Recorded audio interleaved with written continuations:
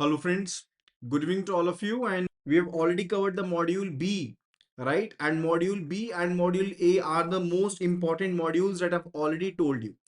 So do confirm the audio video quality at the earliest so that we can proceed for today's session. We were covering the chapter related to technology in the international banking, and we have already covered much important concepts so far. So do confirm the audio video quality at the earliest so that we can proceed with today's session. So the audio video is working all fine. So let's start the session. So risk in foreign exchange dealing. Now, what are the different type of risks which are there in case of the foreign exchange dealing? Definitely the first risk is related to the operational risk. Why operational risk? We are using the systems very much widely. People are performing the functions, right? And definitely the chances of errors are there. Frauds can be there. Documentation errors can be there. It could be due to some calamity, or let's say the systems might not be working. It may be the case that your server is not working, right? So there can be different things, and all these are related to what? All these are related to the operational risk. So in short, we can say there can be inadequate or failed internal processes, people, systems, external events. That's basically your operational risk can be there. Moreover, you are dealing in the market. You are going to exchange one value for another. And we know that the market is very much dynamic. The values are going to be changed each and every second even, right?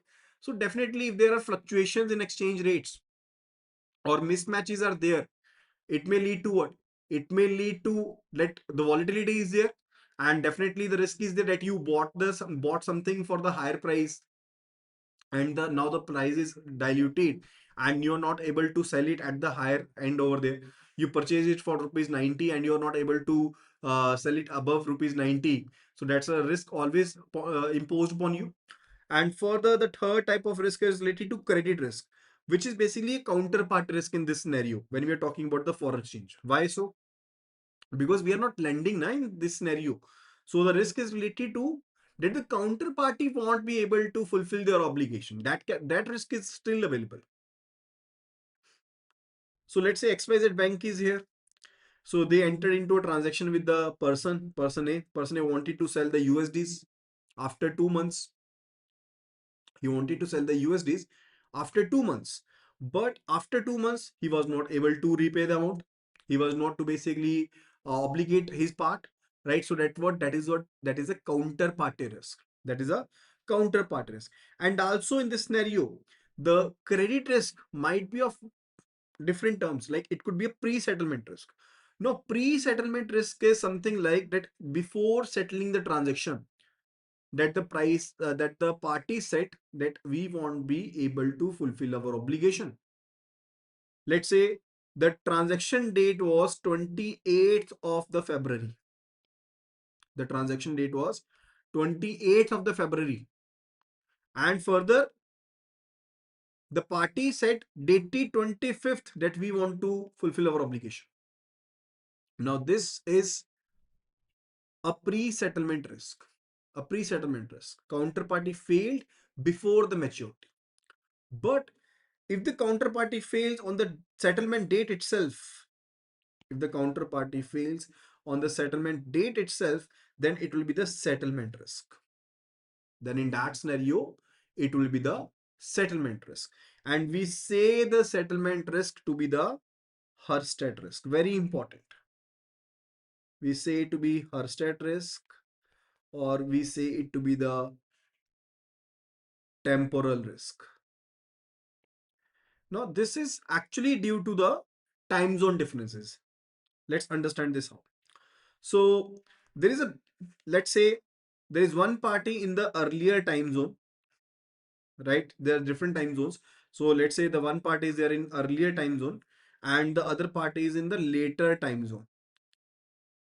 Now they are having a contract in between them. Okay.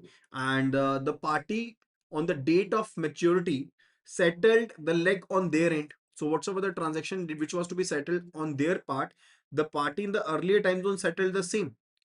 Now, when the day began in the later time zone bank or later time zone country, that basically party went bankrupt. that party went bankrupt and was never able to fulfill the obligation. Now, this is a very major risk, and it actually happened in case of the Bank of Herstatt, right? That's why it named as the Herstatt risk or the temporal risk. It is named for temporal risk and or the Herstatt risk. Clear with it? And further, if we look at it from the borrowing context, credit risk, from the borrowing context, it simply says, let's say you are having an obligation so as to pay off your repayments, but you never did so. So that is a credit risk. Further, it's about the settlement risk. I already told you about the settlement risk. Like in case of the credit risk, we discussed about it, pre-settlement risk and the post-settlement risk. And this is about it. Let's have a look at the example here. Bank A Frankfurt buys USD 10 lakh from Bank B New York. Now, due to time zone differences, what happened? Bank B might send the euro first because Bank A was in earlier time zone. It was in earlier time zone, and Bank B was basically in later time zone. So Bank A basically fulfilled their obligation, but the Bank B was never able to fulfill the obligation. So that is the Herstatt risk, or that is said to be the temporal risk. Okay, so this was a classical case of the Herstatt in the Germany, where Banco's Herstatt failure was there due to this time zone differences on the date of settlement. Clear with it? So if I have understood the point so far, do give this video a thumbs up and make sure to share it with your friends and colleagues who are preparing for the CAIIB exams.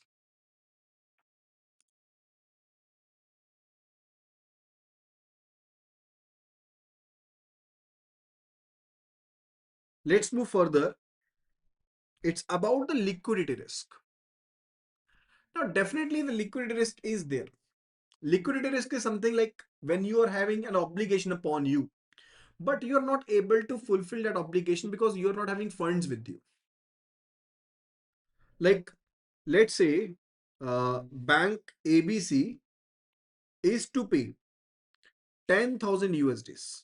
They are basically under a contract of so as to pay 10,000 USD to some party, but they're having the Nostro balance of 8,000 USD only. So in their Nostro account, the balance is 8,000 USD only, but they are to pay 10,000 USDs. Now in that scenario, they are to borrow for the short-term tenure USD 2,000. Now they may be able to get it at a reasonable price, or they may not be able to get it at a reasonable price. So the risk when party is not able to complete their obligation when it becomes due to the insufficient cash or liquidity is not there, that is basically the liquidity risk. And mostly it arises when the maturity mismatches are there, when the proper maturity mismatch is not there. Like let's say when we are having a long position means we are talking about the overbought position,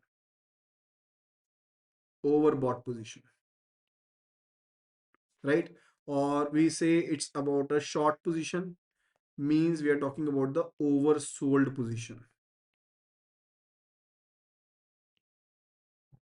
right? Long position means when the buying contracts are greater than that of the selling contracts, and short position means when the selling contracts are more than that of the buying contracts. Then this may arise. Now it may be a positive liquidity gap or it may be a negative liquidity gap. Now definitely it can be there. Na? Positive liquidity gap means the inflows are more and outflows are lesser. Like we write in the case of the ALM, cash inflow is more than the cash outflow. Gap is there, but positive gap is there, right? And negative gap is like when your outflows are more. So positive gap would be related to what? Overbought position or oversold position. It can be the case now. So when the positive gap is there, it is less riskier. Can be managed. It's just about mismanagement of funds. But when we're talking about the negative liquidity gap, it's hard to manage. and definitely profitability may be lost, right? Potential is basically you're having the greater risk imposed upon you. So the negative liquidity gap can be there. Further, it's about the gap risk or the interest rate risk. It's about the gap risk or the interest rate risk. Now, let's say when you're having the forward purchases and forward sale contracts. Now, you know what about the forward contract. I already given you examples related to that. What is forward rate, how it is calculated, what are the different parameters of it. Can you memorize right now that what are the different components about the forward rate when we were to calculate the forward points? What were the three different terms we used in that? Just as a reminder, when we were to calculate the forward points, what different three terms were there? It was one, it was spot rate, very right. Differential, which one? Interest rate differential. Okay. And the last one is forward period. It matters a lot. So these were the three components. So interest must be in decimal, so divided by 100. And forward period must be in years, so number of days in year. So number of days in year. So this was a formula related to the forward points, if you memorize. So gap is occurring when a bank's forward purchases and sale of currency are of different value dates. When they're having the different value dates, or let's say assets liabilities are having the different future points, forward differentials basically are different. So then the gap risk will be there, or interest rate risk will be there. So if you're having the forward differentials, you are open to it. Means, let's say if you're having an open position, in that scenario, if the interest rate is going to change, that can be altering overall profitability of yours. Further, it is also the market risk which is imposed. Market risk. Prices may go up and down, and that's a market risk. Adverse movement of the prices, that you're not able to exit the position, right? So that's the case. And after that, it's about the interest rate risk. Like, if the market interest rate is going to change, that may be eroding the value of the market prices. That's the interest rate risk. That's a type of the market risk. For the equity price risk, like in the market, share prices go up and down, adverse movement of the same. Or it could be the foreign exchange risk, or simply the exchange rate risk. The prices of the currency is going up and down, right? That's about it. Further, it's about the legal risk, that you are having a contract but you're not able to enforce it. You're having a contract with you, but you're not able to enforce that particular contract against the counterparty due to the errors in the documentation, or let's say a void agreement or something like that. That's a legal risk. What about the systemic risk? Systemic risk is like contagion possibility, because the entities are very much closely related to each other in a way. So the failure of one particular entity will be leading to the failure of the another entity. So that is the systemic risk. And what about the country risk? There are two risks actually. One is country risk and the other one is sovereign risk. Let's say the party A is here in country C1 and party B is here in country C2. And both are very much genuine, right? Buyer, seller, both are very much genuine. They want to fulfill their obligation. So this is not the case related to credit risk. But the country imposed regulations or sanctions. Now this party is not able to do the transaction. Now the risk which is imposed due to the political instability, due to the political unrest or economic instability, this is country risk. This is said to be the country risk. And when we are talking about the sovereign risk, it's a subset of the country risk. How come? Let's say when person A is dealing with the country only. Now country is having a sovereign immunity. Now, can you be fighting a case individually against a country? Is it possible? It might not be possible. So they're having the sovereign immunity. So it's about the sovereign risk. We say it to be sovereign risk. So these are the different type of risks. I hope that you must have understood the types related to it. So there is a summary. So if you want to go for the same, definitely you should be going for the same. After that, we are going to start with the derivative products. We are going to start with the derivative products, right? So what is derivative? What is derivative? Derivative means the value of whose is derived from the underlying asset. Like I told you about the forward rate. Now forward rate is what? It's a derivative, yes or no? Do answer at the earliest. Forward rate is a derivative, yes or no? It's a derivative. Why? Its value is derived, na?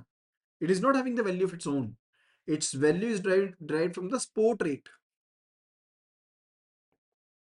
So the forward rate formula is spot rate plus minus forward points if available at premium are to be added up. If available at a discount, then forward points are to be subtracted,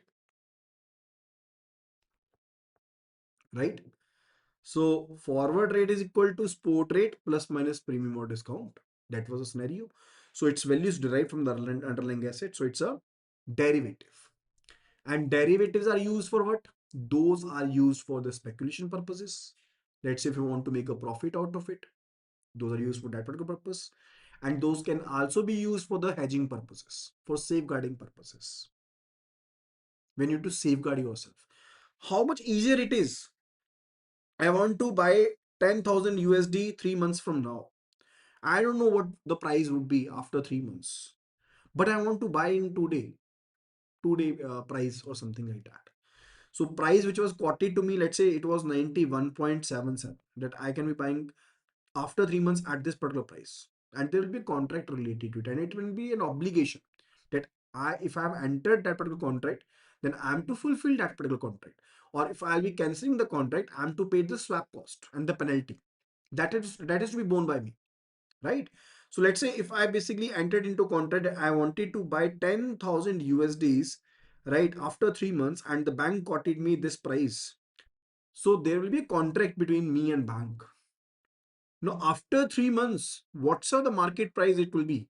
Whether it is 92 rupees or let's say it is 91 rupees, my contracted price is all same. That is 91.77. That's not going to alter at all. But I'll be having a stability in my mind that I somehow safeguarded myself. What if the prices have basically increased more than 91.77 even, right? So they give you a sense of security. And many of the derivative products are there which are basically used for the speculation purposes, like futures, options. Now, people who basically do trade in options and futures, they basically do it for the speculation purposes and make a profit out of it, right? So that those are basically used for the two purposes majorly. One, it is for the speculation purposes, and the other it is for the hedging purposes. Okay, so derivative is basically a financial contract. It's a financial contract, value is derived from the underlying asset. What are the different types? Futures, forward contracts, options, swaps, forward rate agreements, right? These are all are the types of the derivatives. First one that we are going to cover is basically the foreign currency futures. Now, do you know the concept related to future? Let me just give you an idea related to it first of all. So from the shares perspective, the futures are sold as a bundle of the underlying asset. Let's say 1 USD is equal to 90 rupees, right? So the future, one future you'll be getting, let's say for 1000 USDs. So 1000 USDs is bundled and it is said to be 1 unit of the future. Let's just assume. So what amount you have to pay so as to buy 1 unit of this future? It must be like, from the common sense point of view, it must be 1000 into 90 rupees. That is basically 90,000 rupees I'm to pay for buying one future. But that is not the case. So as to invest into the future, we have to pay the margin money. Let's say 5% margin is to be paid. So almost 4,500 rupees are to be paid. That's it. 5% is to be paid, and you'll be having the ownership of 1000 USDs with you. Getting it? So that's about the future. Now that gives you a leverage. That gives you a leverage. How come? Because if actually you were having just rupees 4,500 with you, you'll be able to buy only 50 USDs. Only 50 USDs you will be able to trade in, right? But now you can be trading into all 1000 USDs with such a small amount of money with you. So these are some of the benefits and also some of the loss, right, related to the derivatives, because they give you leverage. Okay, so let's assume, not just go don't go with the leverage part now. Just try to understand it, that what if the price is increased by rupee 1, that the price of the USD became 91 rupee. Now what will be profit that you will be earning? It will be 1000 rupees that will be earning. You'll be earning rupees 1000 now, right? And what about if the rupee 1 lost? Then you'll be losing rupees 1000. Otherwise, if you have basically uh, invested rupees 4,500 and if you have purchased 50 USD, your loss was rupees 50 or your profit was rupees 50 if you have basically purchased 50 USD out of it, right? So this is giving you leverage. Okay, so that's about the foreign currency futures. I hope that you must have got the idea now,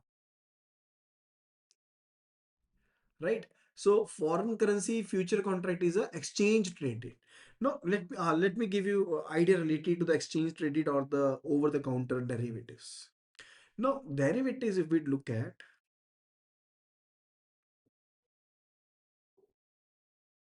we may be having the OTC, over the counter, or these could be exchange traded. Now when I'm saying it's about the OTC, like the forward contract, that's an OTC, over the counter contract. So over the counter means between two parties. It's a bilateral contract between the two parties. No counterpart, other party is basically in between. So it is very much tailored. Now, when two persons are dealing with each other, they can be making a good deal. They can be tailoring the points related to the needs of the person, right? So that's the OTC, over the counter derivative. But when we are talking about the standardized mode, where the standardized instructions will be there and that will be executed and further traded through the exchange, right? Then it is exchange traded derivative. And the foreign currency future contracts are the exchange traded derivatives, right? So there will be a future delivery of the standard amount of the foreign exchange, fixed time, place, price will be there, and based upon the demand and supply, the prices may go up and down. And the futures can be settled by the physical delivery or by the net settlement. All the details I've already given to you under the module B.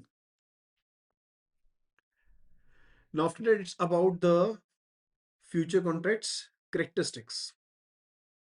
The first characteristic is about the standardized contract. Like I told you, these are exchange traded. So these are standard contracts. A fixed unit size, lot size, maturity, those all will be standardized. Price discovery based upon the outcry system or electronic trading platform driven by the demand and supply. And there is underlying asset. Always there is an underlying asset. And these are exchange traded. And settlement price is that is established by the pit trading or the electronic systems. So the settlement price, whatsoever the last price would be, that will be decided by the electronic systems. And clearinghouse guarantee is there. Yes, there is a clearinghouse guarantee. Now clearinghouse becomes a buyer to every seller. Clearinghouse is going to become the buyer to every seller and seller to every buyer, so as to ensure the performance. And whatsoever the margins, because these derivatives are traded on MTM basis, mark to market basis. What does it indicate? So whatsoever the profit that will be credited to your account at the day end, whatsoever the loss that will be debited to your account at the day end. So that is mark to market basis. So margin requirement is there, and it's a duty or the responsibility of the exchanges that they are to maintain the margins. That they are to maintain the margins. Further, it's about the forward contract. Now, forward contract is what? It is a over the counter. It is a OTC contract or over the counter contract, and it's a bilateral contract. Let's say person A says he wants to buy USDs, bank says it want to sell USDs. So there is a contract between these two. So this is what this is a forward contract. So forward contract is a over the counter derivative contract, right? Let's say look at this example here. An exporter in India signs a supply contract on 1st November with 90-day credit terms, shipping goods on 5th November, payment of 10 lakh USD is due by 3rd February. To avoid the exchange rate fluctuations, the exporter can enter into forward contract with their bank to lock the forward rate. Now that is between two parties. So it's a bilateral contract. So they can be fixing the terms and conditions based upon it. Characteristic would be like there will be a contract with the bank, and the delivery options, it will be fixed rate or option based, and there can be a tenure, and as per the uh, FDI also, the customers can be entering into a contract up to a period of 1 year, right? And further, typically it is up to 1 year, but can be longer for long term foreign exchange if underlying exposure is basically extending, right? But that's not the case related to the Indian customers. That's allowed only up to 1 year. Further underlying verification, yes, documentary evidences must be there. The authorized dealer must be looking into that genuine documents are being maintained, and parties must be having the credit lines, or they must be having the KYC or risk checks, and utilization and maturity must be looked into, that where it is to be utilized or where it is to be used. And after maturity cancellation, like if cancelled after maturity, the bank recovers the losses. What does it indicate? It indicates, let's say the contract was to be matured on 23rd of February, but it was never picked up. It was never picked up means the counterparty never fulfilled their obligation, right? And it was cancelled after the maturity. Now, whatsoever the swap cost is there, whatsoever losses are there, those will be recovered by the bank. Those will be recovered by the bank. So that's the case. Clear with it? So let's just solve a very simple question based upon it.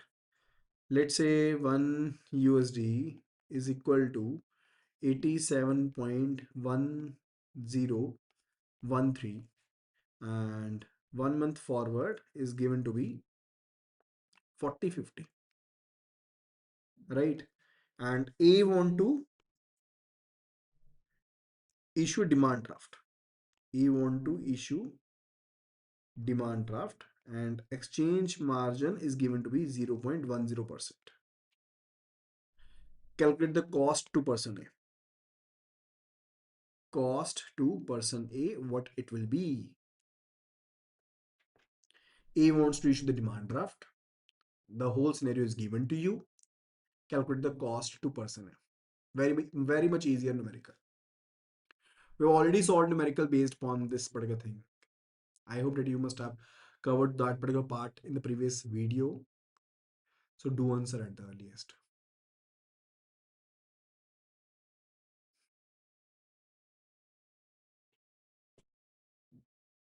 Okay, let's solve it. So A want to do what? A want to issue the demand draft. Now demand draft will be issued only when the person A will be having the money with it. right? So when we are talking about the customer and the bank, what rate would be applicable? It will be the merchant rate which will be applicable. Merchant rate. From the bank perspective, we have to think. Now, A want to do what? A want to buy the USD because you want to issue the demand draft, right? So you want to buy the USD. Let's say demand draft amounting 50,000 USDs to be issued. You want to buy 50,000 USDs. Now, the customer will be able to buy at a price at which the bank is ready to sell. So bank is to quote a price. What quote? Selling quote. So what price we'll be looking into? We'll be looking into selling price. So this is a buying quote. This is a selling quote.